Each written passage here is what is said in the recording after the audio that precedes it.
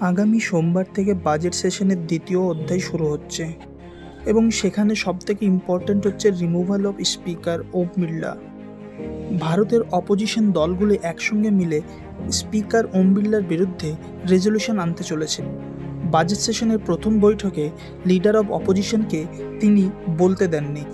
এই অভিযোগ তুলেই বিপক্ষ দলরা তার বিরুদ্ধে রেজলিউশন আনতে চলেছে। এক্সাম পার্সপেক্টিভে আমরা জানব স্পিকারকে সরাতে গেলে কি প্রসেস ফলো করতে হয়।